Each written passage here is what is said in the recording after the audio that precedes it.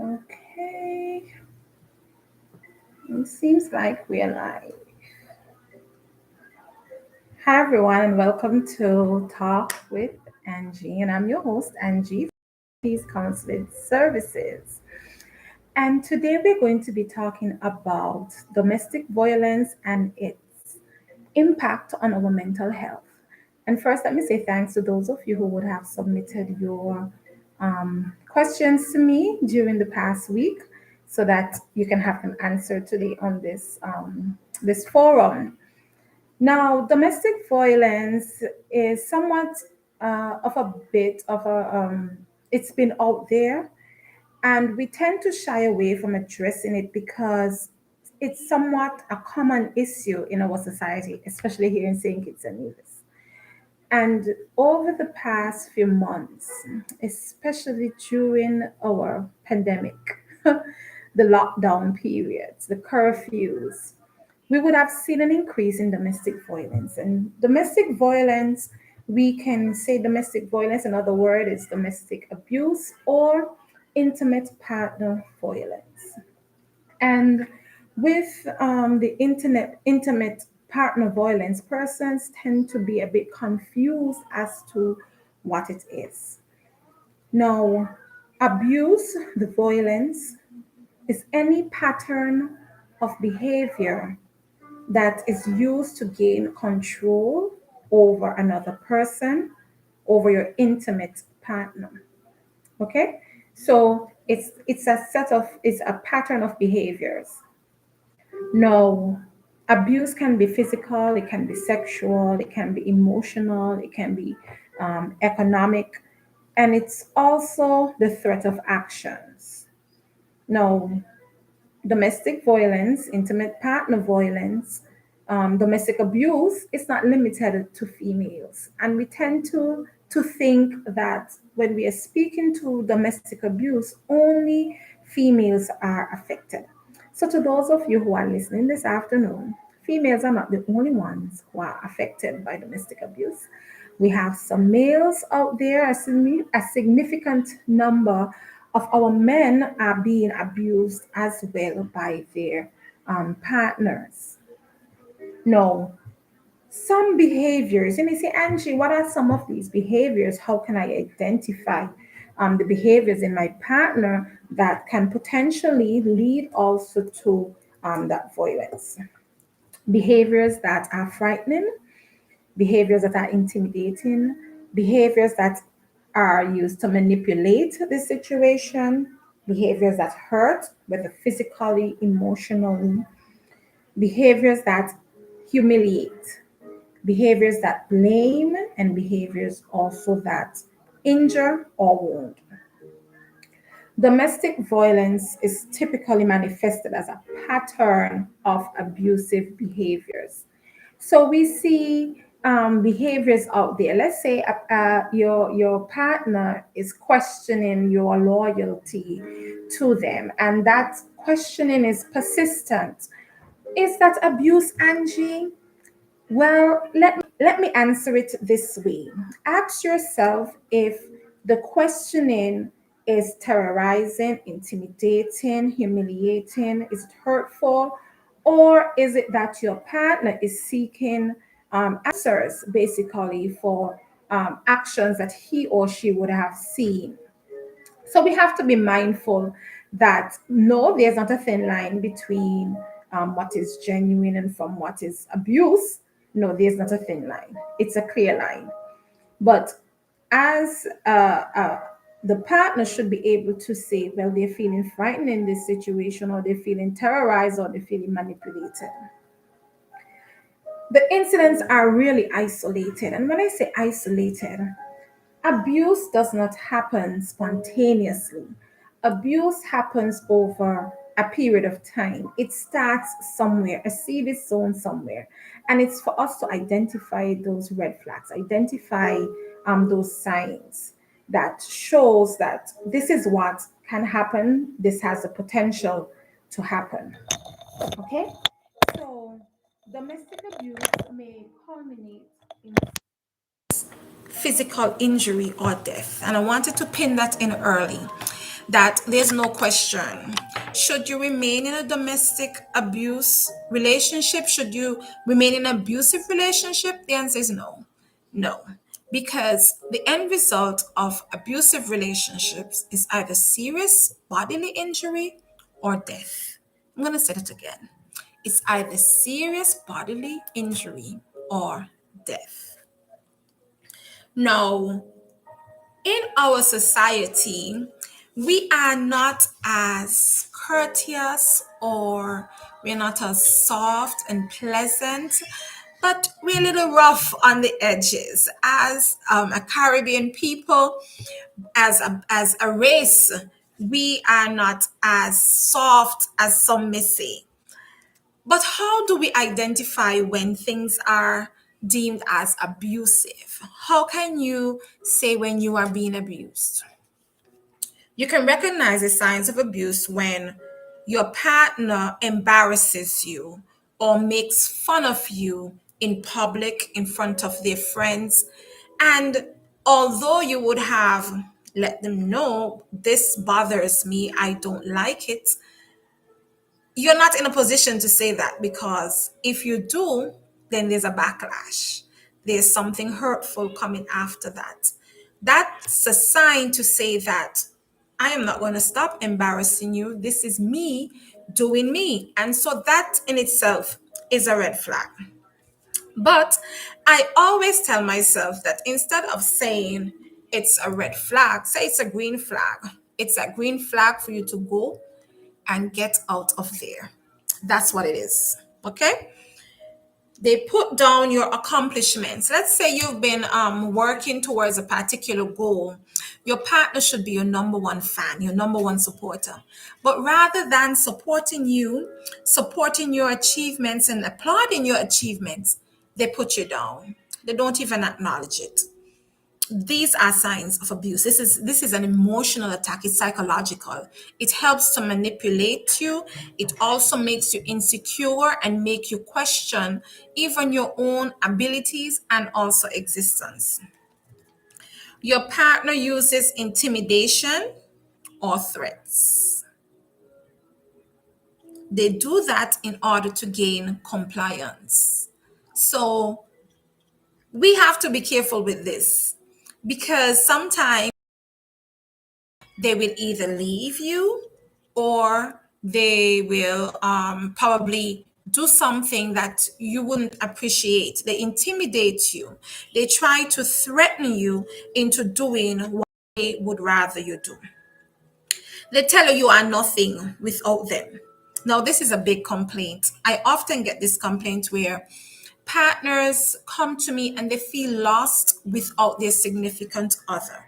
It is important that before we enter relationships that we are sure of ourselves. When I say sure of yourself, you love yourself to the point where you know what you will accept from what you wouldn't accept, what you will allow from what you wouldn't allow. So that when your partner enters your life, or when both of you join together to live that life together, you have already established your boundaries, your do's, your don'ts, and both of you understand. Both of you are communicating as individuals, but you're coming together as partners. So it's important that within yourself, you're sure of yourself, so that you know that even without your partner, before your partner, you were someone, and even after your partner, you will still be someone. It's important that we learn that. It's important that we hold dear to that.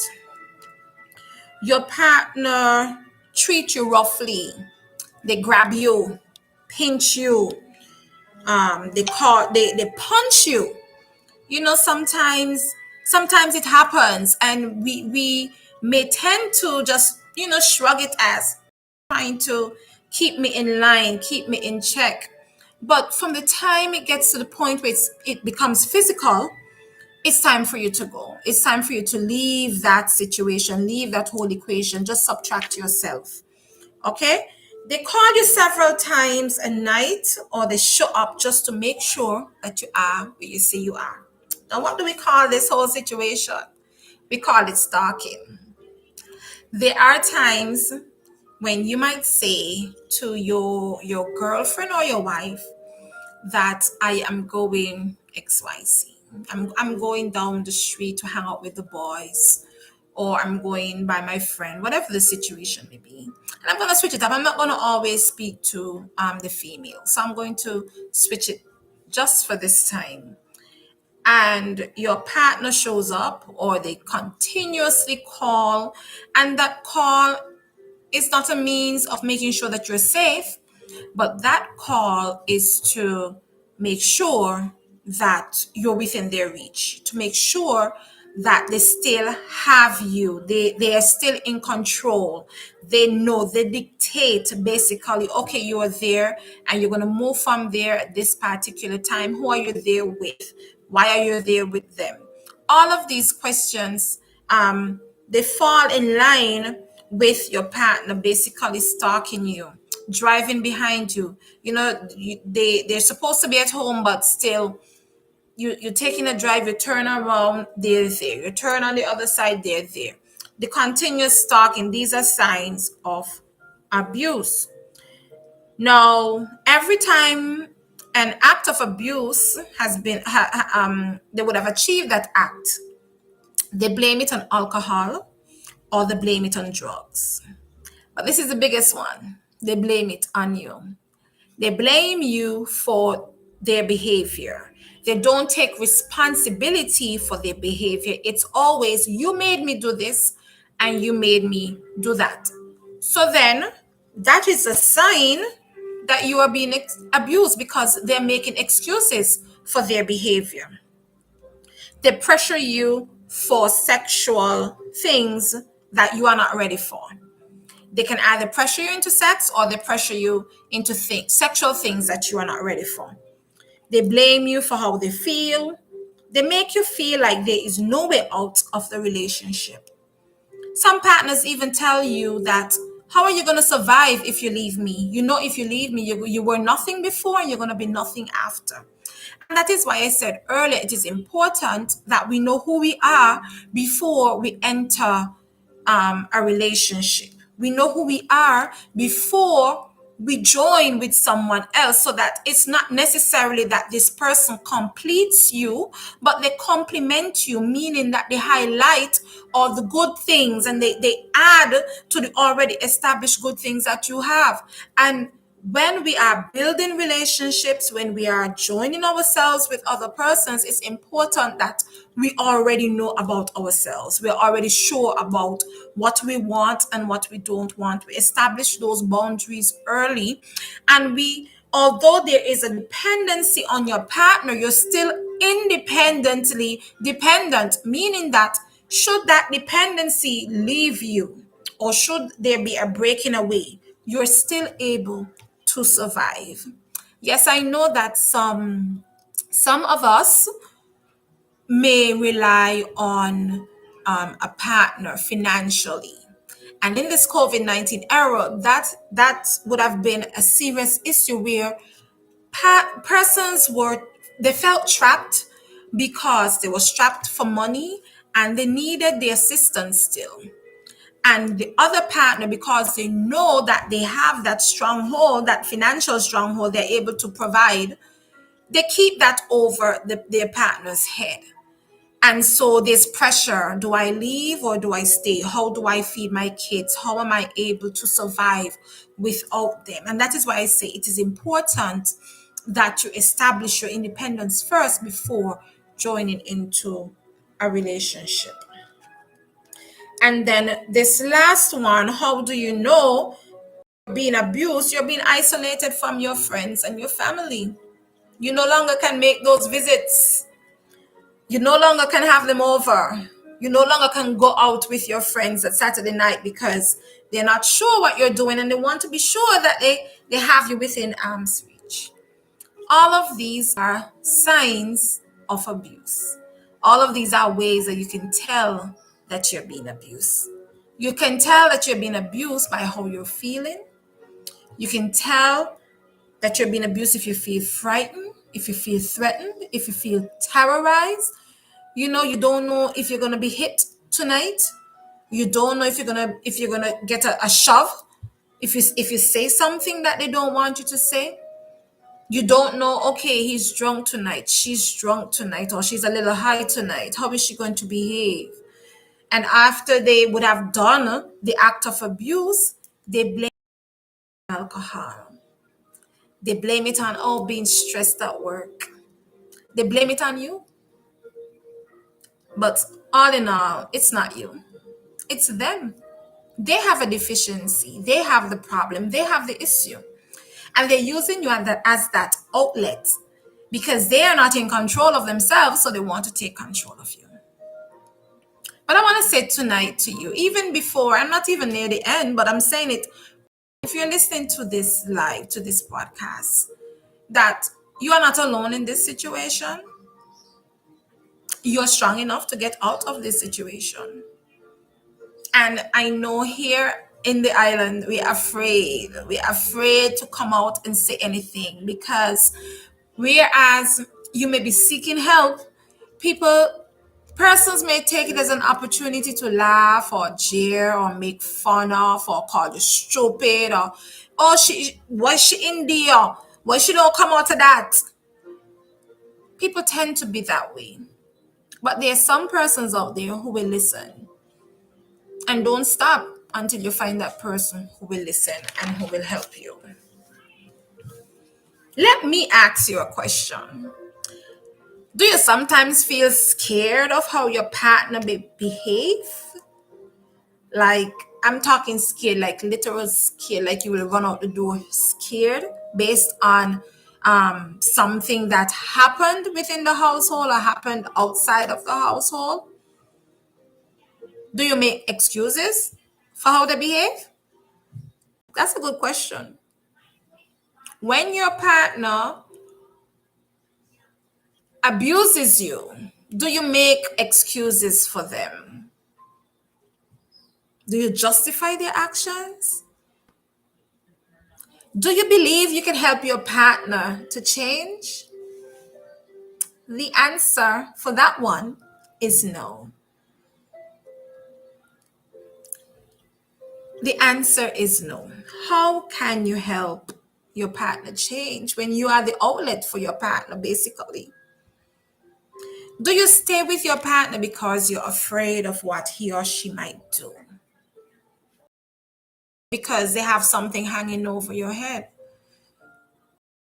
If you're asking yourself these questions, then it's time for you to get some help. It's time for you to get help. No one deserves to be abused. No one. Now, I know that there are persons in our society who are not, they do, English is not their first language. And they may very well be in this federation illegally. They don't have legal status. And they're being abused. And they can't necessarily reach out because there's a language barrier or because they're afraid that their residence here will be at risk. Because if they report it, then persons will know then that they're illegally staying in the land. And these are real life concerns, these are real life situations.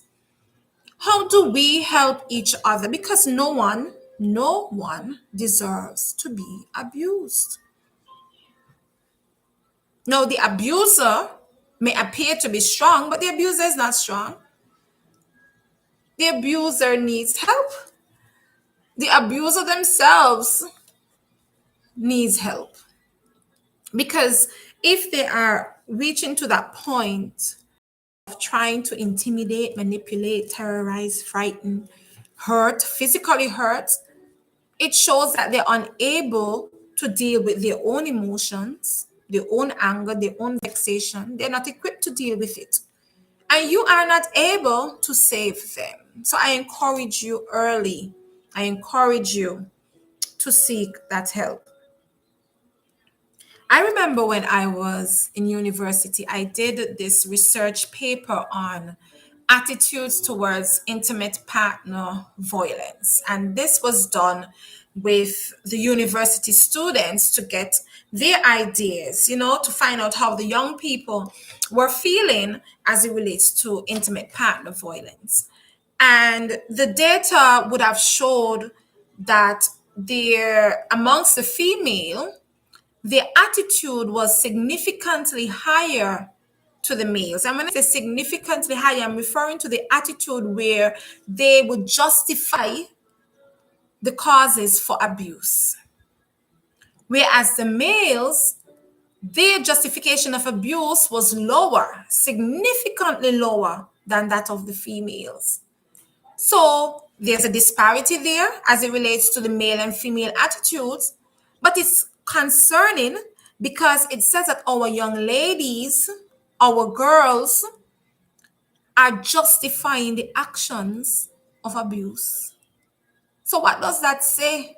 What is happening within the home? What's happening at school? What is happening within these institutions that our children, our young girls feel, think that it's okay. They justify their partner's abusive patterns, their partner's abusive behaviors. These are questions. These are very good questions. And it starts with the mind. It starts with the way we think. It starts with how we are thinking, what we are thinking. But this is not acceptable, normal behavior. Okay? Now, during the COVID 19 lockdowns, and thank God that we are no longer being locked down or have curfews, because although these curfews were helpful in mitigating the spread of COVID 19, it wasn't so helpful when it came to other things. And one of them was domestic violence. More and more partners were being abused during the lockdowns, during the curfew times. Because whereas the abuser would have left to go out to work or left and gone wherever, they're now faced with the abuse for hours on end. And then there are persons who would have been stressed over money, stressed for not being able to socialize, want to be being angered with all the noise in the house, being aggravated easily. They take it out on the abuse. And so we would have seen a dramatic increase in abuse cases. Prior to COVID 19, the research shows that within these different continents, the USA, Europe, Asia, that it was 40% less. The reports of domestic abuse were 40% less than what we have now. It's doubled actually. Some areas 25% increase, other areas 40% increase. Here on the island, I know that there is an increase because I've received increase in clientele as it relates to abuse.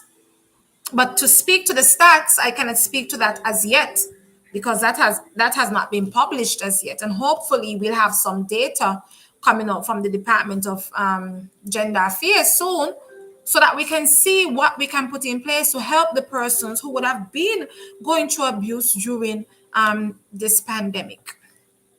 Okay, so I think I've talked a lot of my own.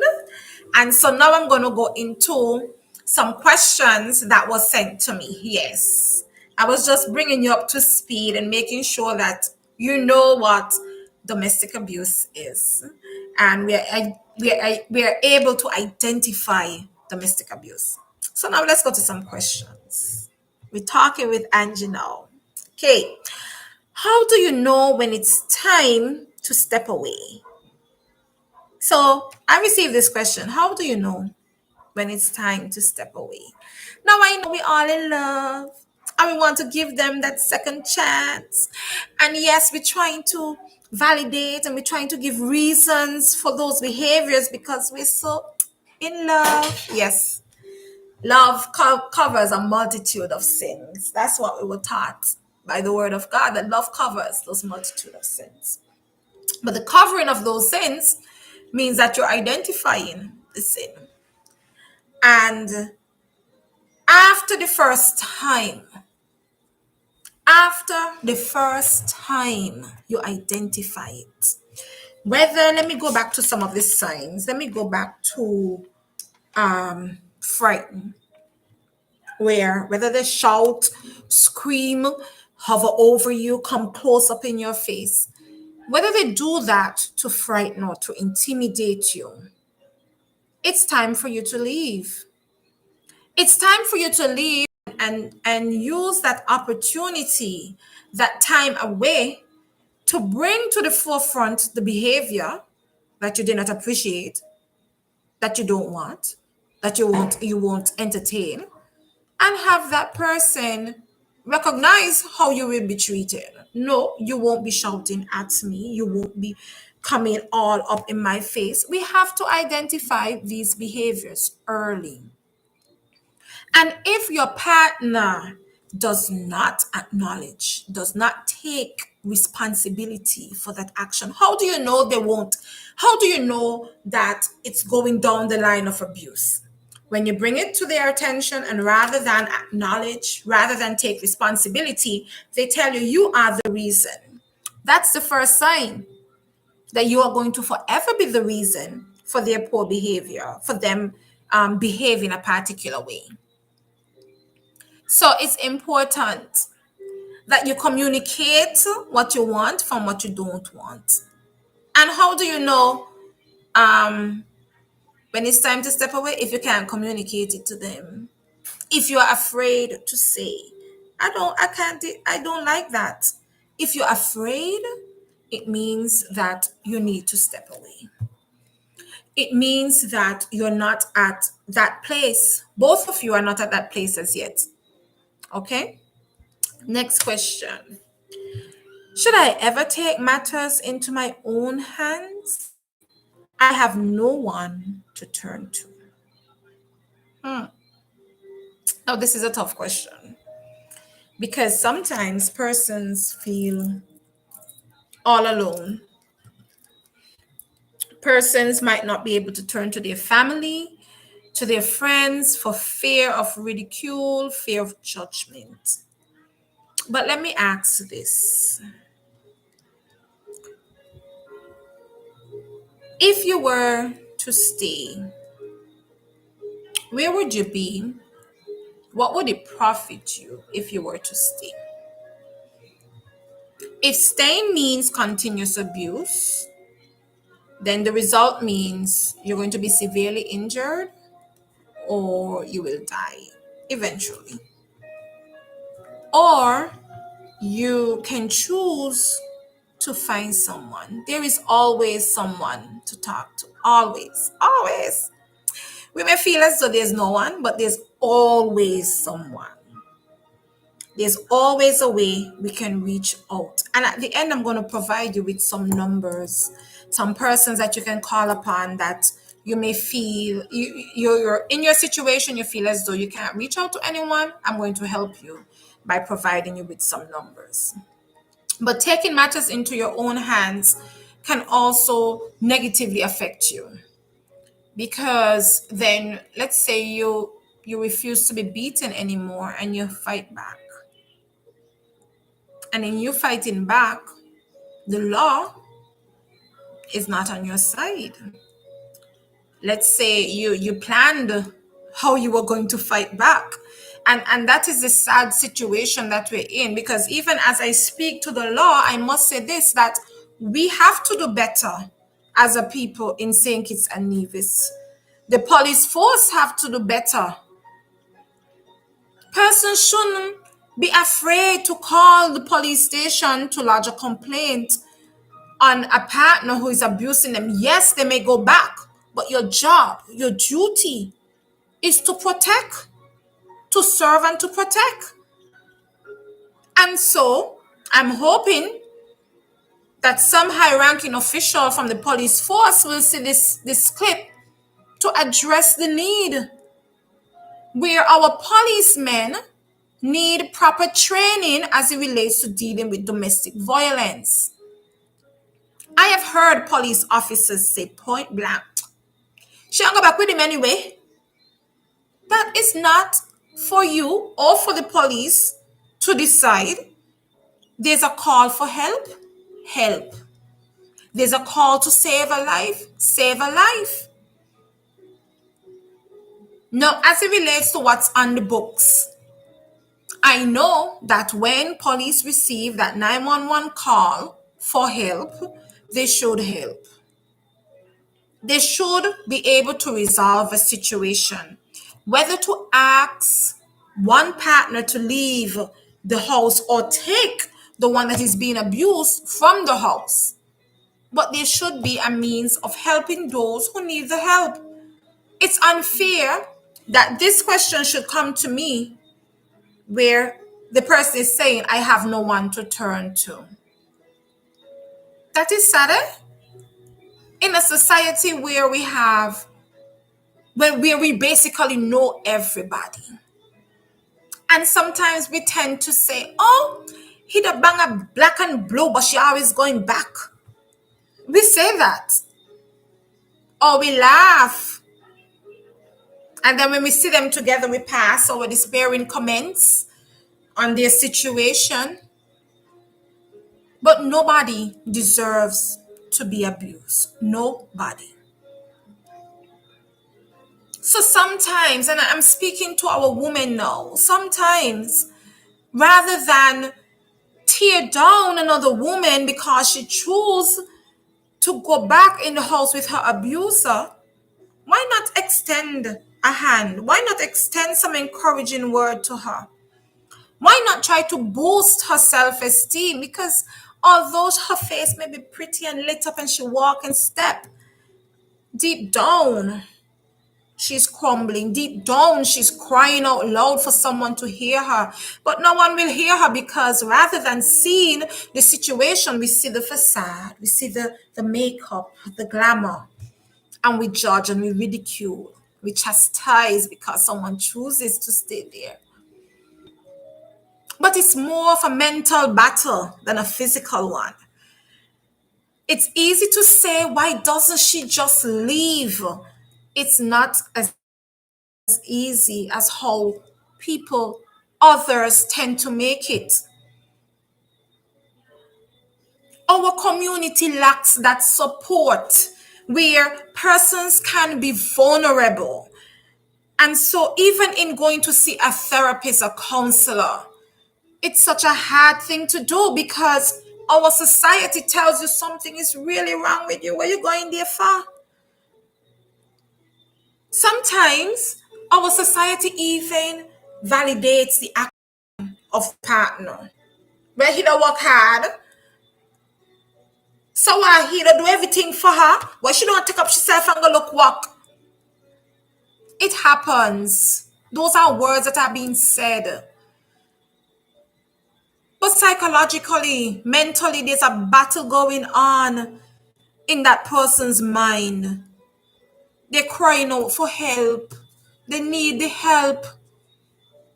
They feel as though something is wrong with them. Well, I'm here to say to you, and I'm hoping that you would share this live so that others can hear it. Nothing is wrong with you. You deserve better treatment. You do not deserve to be abused. And I'm hoping that that within you, you will find that strength to stand up. You're walking on needles, on pins and needles, because you're afraid of your abuser. You're afraid of what will happen. You're afraid to be happy in this moment because it just might turn sour. Instantly, it can turn sour. And so you're afraid. So you're trapped. We talk about bubbles, bubble this, bubble that. But abused, partners that are being abused are in bubbles all by themselves.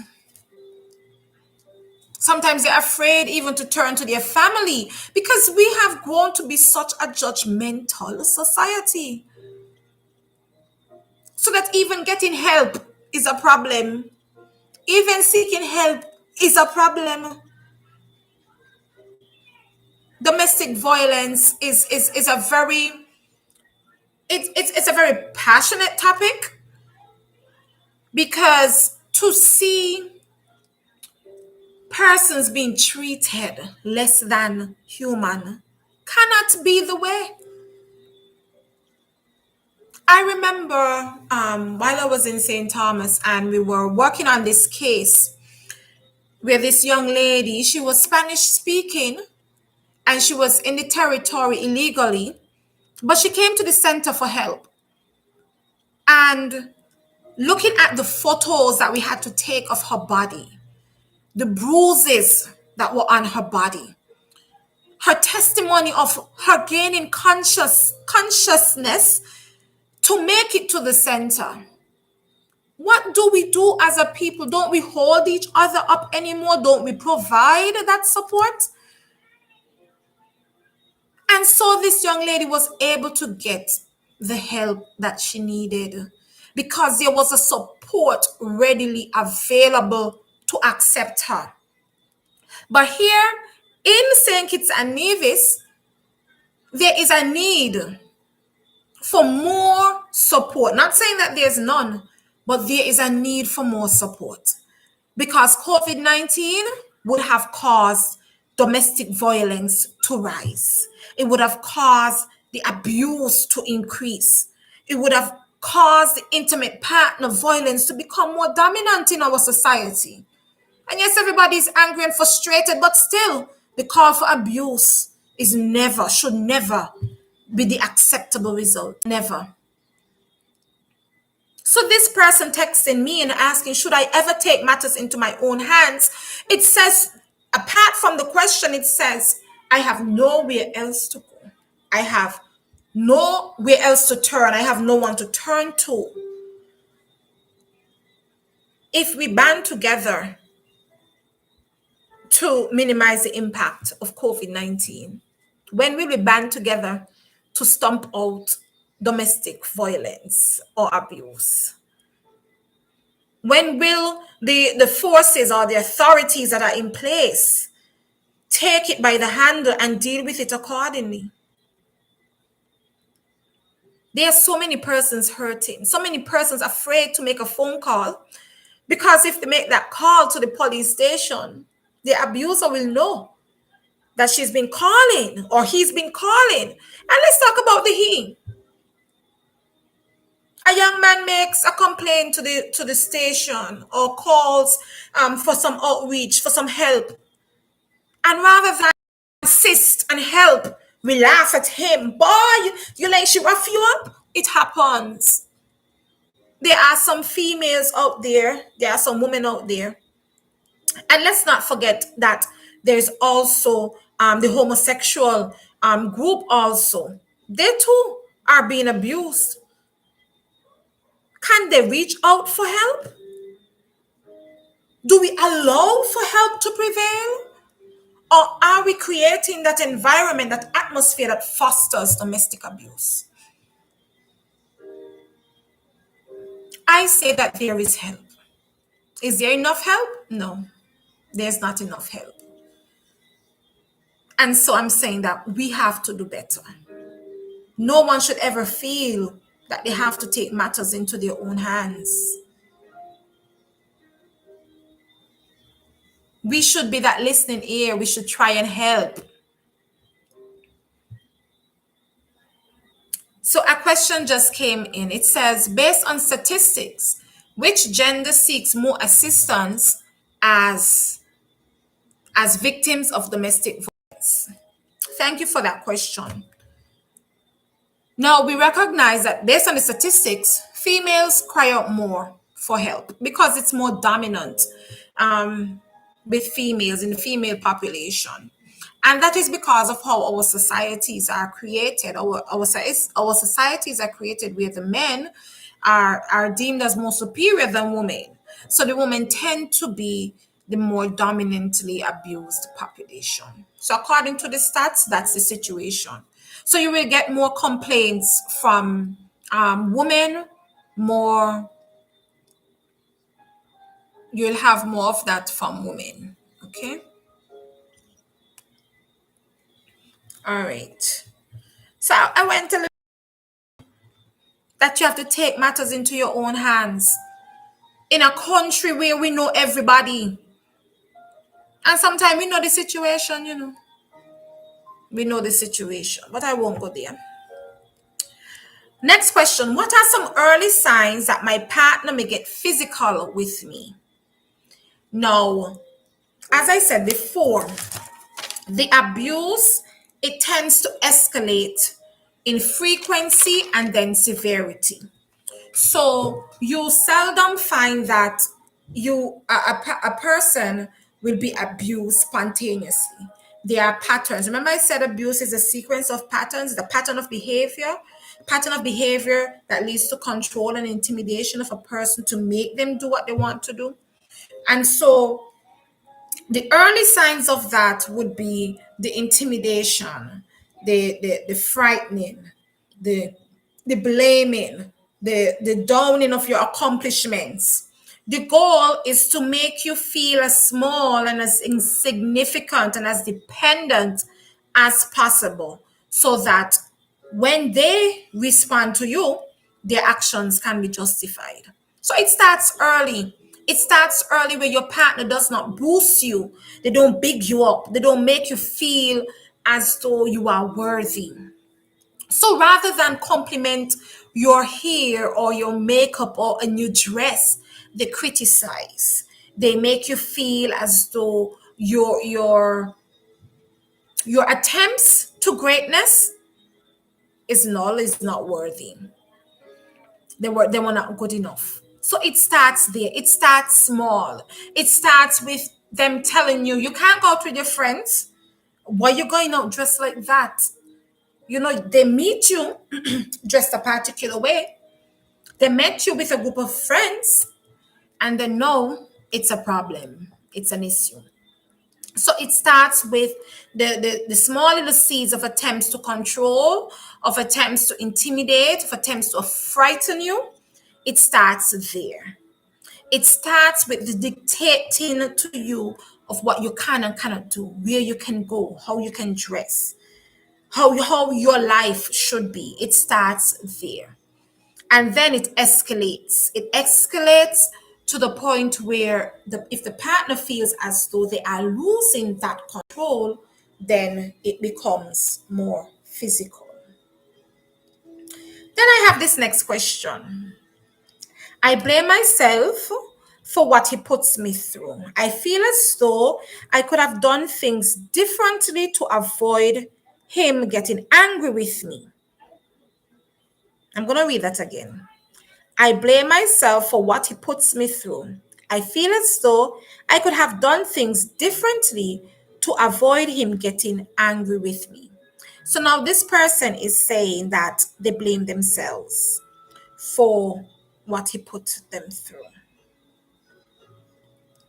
They're saying that they feel as though they should have done those things differently to avoid them getting angry. Nothing that you or could have done would have prevented them from getting angry.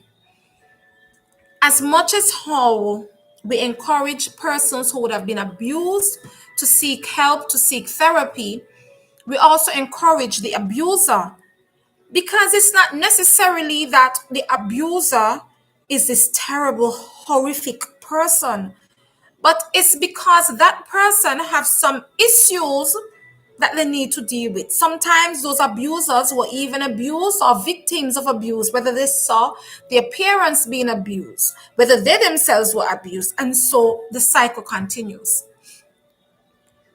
And it's important that abusers know, because an abuser might be watching this live. And I'm saying to you that you might not want to be doing this. You are trying to understand, how can you deal with your anger, with your frustration? Why do you have that urge to be in control all the time? I'm saying to you that you need a change in mindset. I'm saying to you that that is not functional. I'm saying to you that you're using up all that negative energy when it have been put into something that would have been more beneficial to you. So to the abusers, You can get help too.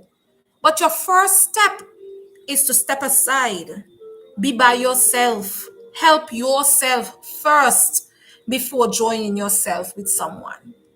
And I know as human beings, we crave for that belonging. We crave to be loved. But once we first love ourselves, that is where it starts.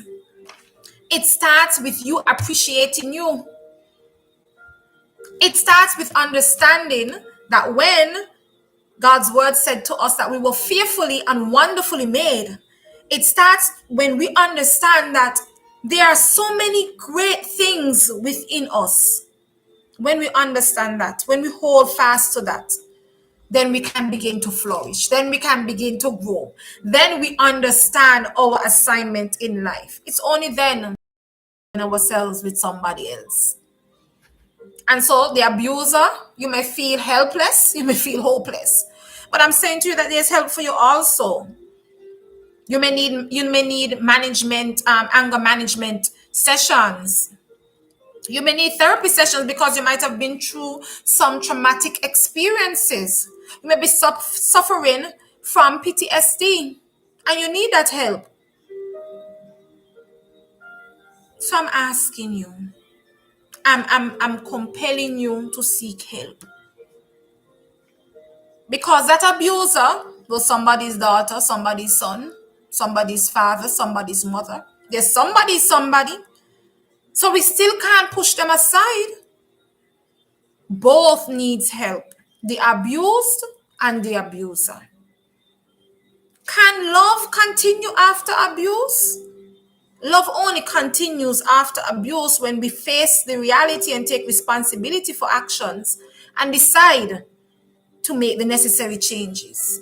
And those changes must be made separate. They cannot be made together because then abuse will surely continue. The abuse needs to be able to control their emotions, control their anger. And the abuser, the abused, needs to understand their worth, needs to establish what they will accept from what they won't accept. So it goes both ways.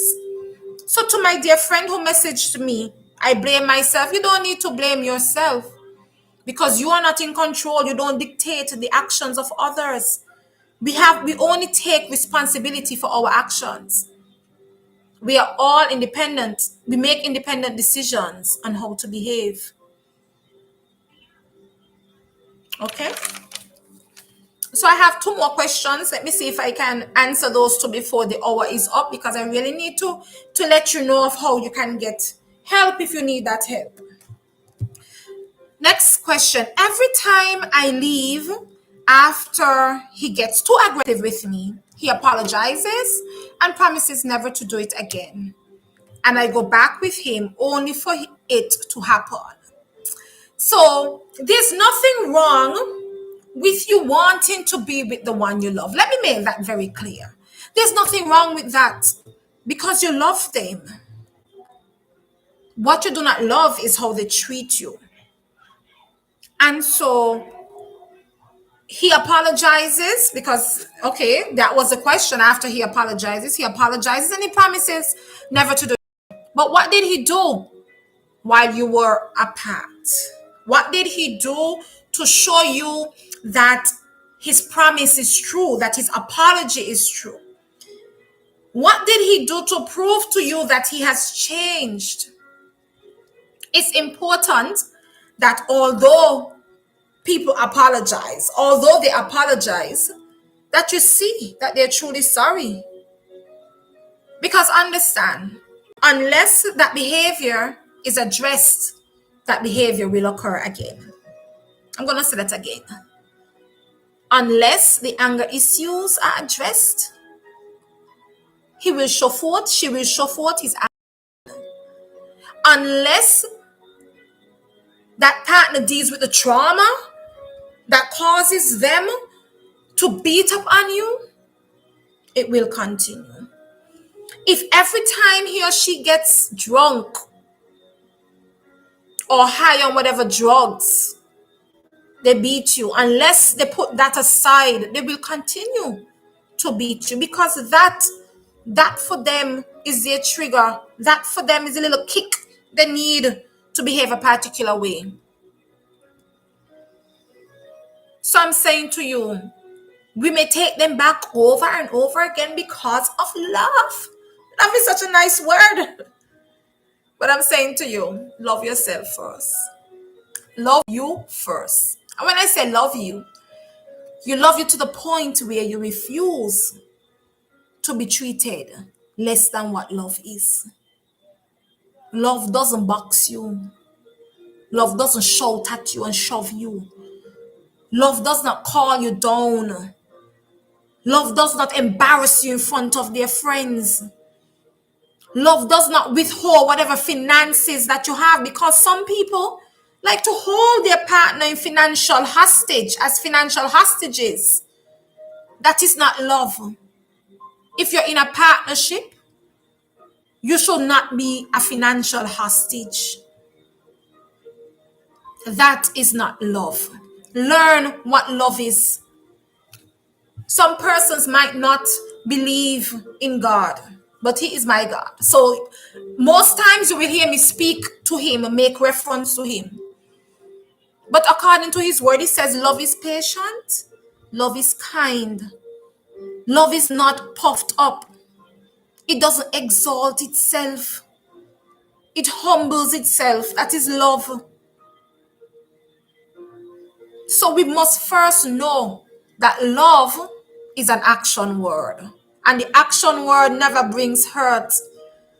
It's not that I hit you because, it's not that I make you do it. That is not love. So I'm telling you, if when he leaves and you do not see the changes, don't take him back. You're not helping him and you're not helping you. Help him by recommending him to someone, to speak to someone, get yourself started, and help you by building up your worth. Because you only take back persons when you don't understand your worth. And I'm at my last question. My boyfriend gets very angry and accuses me of entertaining other people, even though I have explained to him time and time again, and even publicly embarrasses me. He still believes that I am not loyal to him. So this question here is twofold. This question speaks to loyalty and trust, and it also speaks to the public embarrassment, because we know that that is an early sign of abuse. It shows some insecurity, and that insecurity need to be sorted out so that you both can know and establish that, because if he doesn't trust you, there's nothing you can do to gain that trust. Did you do something for him to lose that trust in the first place? That's the initial question. If you did not do anything for him to lose trust, then there's a problem, because where are his insecurities coming from? And then his move to public embarrass you is because he cannot control, he cannot dictate the situation. So he's now trying to find ways and means to get control of it. So because he cannot trust you, that's what will happen. So the embarrassment, and if the embarrassment does not work, it's going to be up to something else. So I'm saying to all of my listeners tonight that no one deserves to be abused. No one. It doesn't matter the situation. It doesn't matter how angry you are. Sometimes I even hear people say, oh, she keep biting up the man. And so he come home and he bang her. Or let's say he is more on the quiet side, and the female partner is more on the aggressive side. And so she embarrassed him in public, call him boy. No, abuse is not for anybody. If we say love, let's mean love. If we say partnership, let's mean partnership.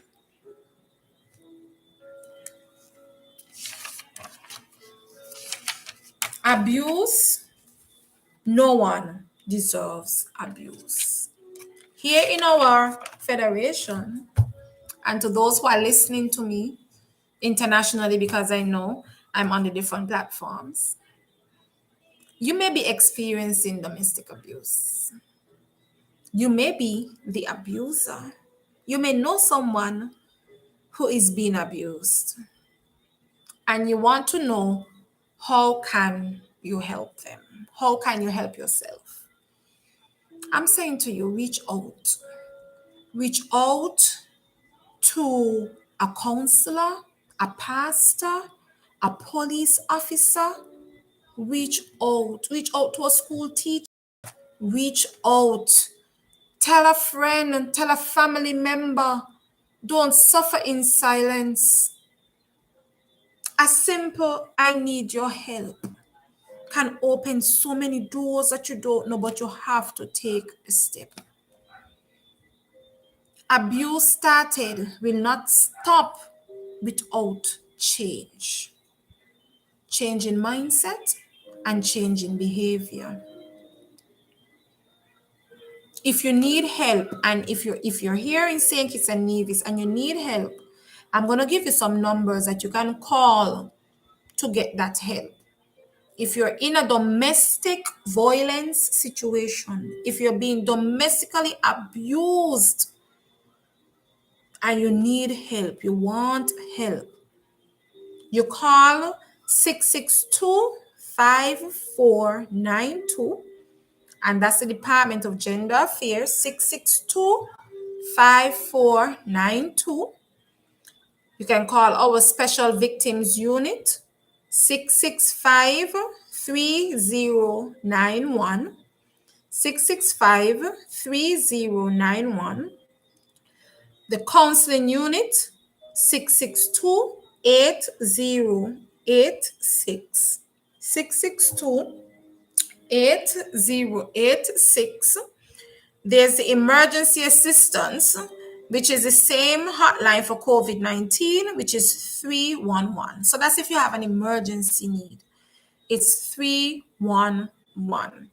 And then there's also the Garden of Rebirth Shelter at 668-6465. 668-6465.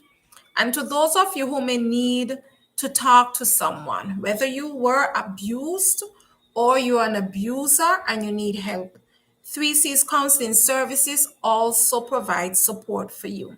So if you need that help, you can always reach out to us at 668-0101. So that's 869-668-0101. You can contact us on Facebook or on Instagram. And we also provide virtual therapy sessions for those of you who prefer to go that route, who are unable to leave home because of your situation. And if your situation warrants that you're unable to reach out and you want someone to even reach out to you via WhatsApp, you can do so at our number 869-668-0101. Before I leave, I just want to say thanks to all of you who were online tonight, who stayed on the hour. Just want to say thanks. And we're going to talk some more on domestic violence over time, because it's important that we bring this issue to the very front. We fail to recognize that domestic abuse does not only impact the persons directly involved, but it impacts the children that are involved, it impacts those that are around us, and it impacts our mental health. And once our minds are not set and stable, then problems will arise. And so we're here to help you.